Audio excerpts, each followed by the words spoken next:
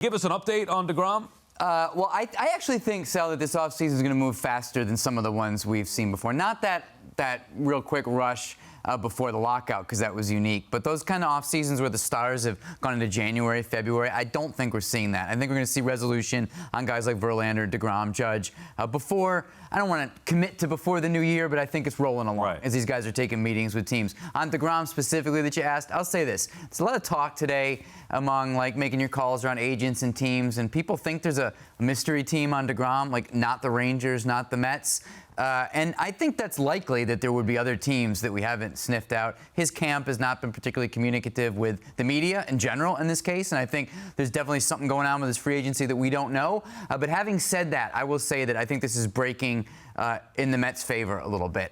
We have not seen teams step up at the level the Mets are willing to be, which we've said before is clearly 3 years. I don't think the Mets would go 4, but I think other teams rightly view deGrom as a big risk. I mean, he's not Corey Kluber of a couple years ago, but other teams are sort of seeing him a little bit in that category of hey, you take a flyer on him, whereas he's very important to the Mets. They'll go that 3 years, and no one else seems to be stepping up right now. So the confidence on the Mets' part of being able to get him definitely feels to me like it's increasing.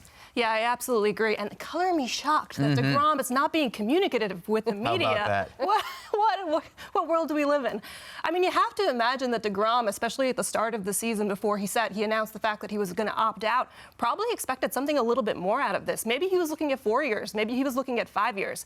But as we hear a lot of the talks coming through, that's just not seeming to happen. Right. I mean, I think 2 years with maybe a team option for the third year, he probably wanted more than that. But you're probably going to look at another Scherzer-type deal, that high AAV, and I think he could definitely count on that. All of this breaks towards the Mets' favor because that's what they wanted from him. They wanted the ability to sign him for a shorter deal and then still see what he has. I'm not terribly worried about his injury history. I still think he's the best pitcher in the world, and even when he's not the best, he can still contribute and do incredible things.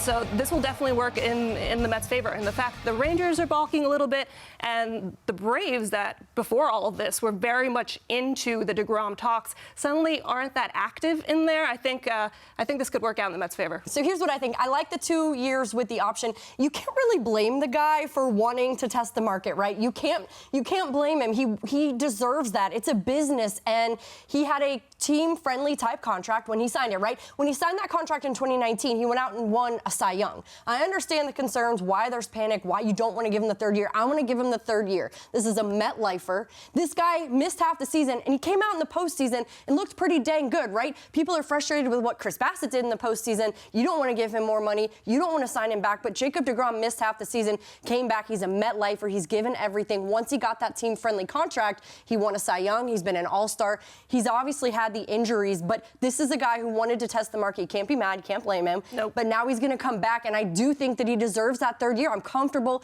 giving it to him. I have seen what's going on in the market right now. You mentioned that market. Why wouldn't you trust Jacob deGrom with 3 years? Here it comes. No, I would trust deGrom in 3 years. I'm not buying what you guys are saying about this leads towards the Mets bringing him back. I don't think that's the case. My gut feel all along is that deGrom doesn't want to be here. That's not his first choice, okay? He obviously overestimates what maybe the market was going to be for him overall. But, Andy, if you're telling me that there might be a mystery team, and there always is a mystery team out there, that, to me, then leads toward the hesitation, because if he wanted to be back with the Mets, nobody else is going to give him 3 years. I think the Mets would go to that third year and pay him what he wants.